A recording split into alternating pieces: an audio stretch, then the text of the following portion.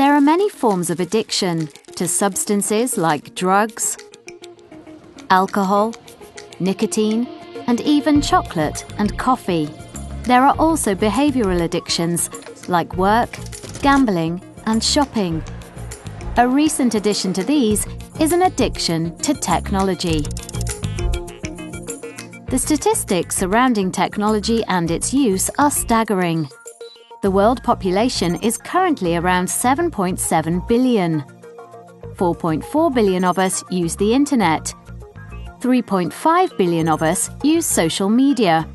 And over 5 billion of us have a mobile phone. And there are huge profits to be made too. According to recent reports, the video game industry is worth around $140 billion worldwide, and that figure is rising. There are estimated to be over 2.5 billion video gamers globally, with the highest number in the Asia-Pacific area. In the UK, there are an estimated 37.3 million players.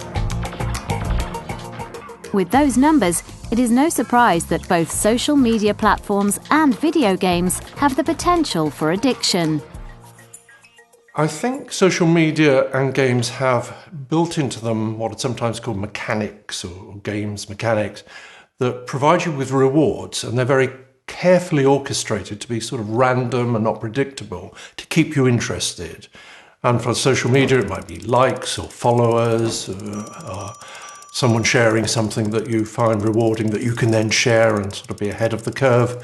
In games, there are all sorts of rewards, from obviously getting up to the top levels of a game, equipment that you could win, and now of course even buy within games, that are all very rewarding and increase your status in those worlds. Many of these carefully orchestrated rewards will work on any user, regardless of their age or background.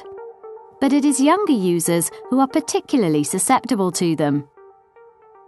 I think the youngest person I've treated in terms of face-to-face work is someone of 9 years old, who was getting up at 5 o'clock in the morning, hiding under his bed at night to play Fortnite, running up enormous bills through purchasing equipment that the parents were oblivious to. But I've taken calls about younger children, and sometimes it is very small children who get into fits of rage or distress when they can't access an iPad or other games platform to continue playing. This alarming rise in addictive behaviour, combined with the increased accessibility of technology, games and social media, has led many people to ask what the difference is between a keen technology user and an addict. One of the first things I would suggest a parent does if they're concerned about their child's use is actually talk to other parents about what their children are doing. I think one of the things that often marks an addiction out from somebody who's an enthusiastic user is the fact that the enthusiastic user will know when it's time to stop. But somebody with addiction will keep going even though they know it might be getting them into some sort of difficulty. May even be as basic as tiredness, or it may be that it starts to then impact on other areas of their life. They're late for things, or not doing homework, or whatever it is. So in cases of genuine addiction, what kinds of treatment are available? When I started out in the early days, the main focus of treatment was something that we called a digital detox, which was about helping the young person have a break from technology so they could kind of almost wake up to the extent of their use and start to then look at their life in a wider sense at what other priorities they had. But with the advent of the smartphone and the enormous growth in social media, use of technology became something people couldn't really take a break from, and the approach to treatment had to change.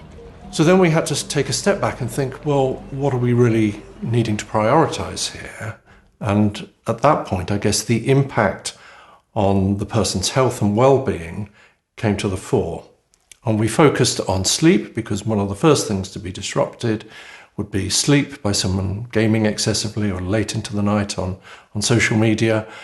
And we would then sort of work out a program for how much sleep they needed for that age and work backwards, giving them an hour of no screen time before they should be asleep, working out what time they needed to be up for school, and very quickly you could kind of establish a program and work towards getting a good sleep habit, and with that, of course, came better use of technology. There are very few things we can be certain of in the future, but it is reasonable to assume that the phones in our pockets and the computers in our homes are going to get more and more powerful. So how does Dr. Graham see our relationship with technology developing in the future? I think what we're going to see in the next few years is a growing recognition of just how frustrating technology is. I think we've been promised a great deal, and often when we engage with it, we're hopeful of getting a deeper connection with others. But actually we're wired in a way that means that being in a room with others will often afford us much more contact, much more interaction in a way that screens and voice channels as yet just can't match. And so whatever happens next, I think we will strike this balance between recognizing what technology can do for us and the fact that we still have bodies and we still have minds and they need certain things.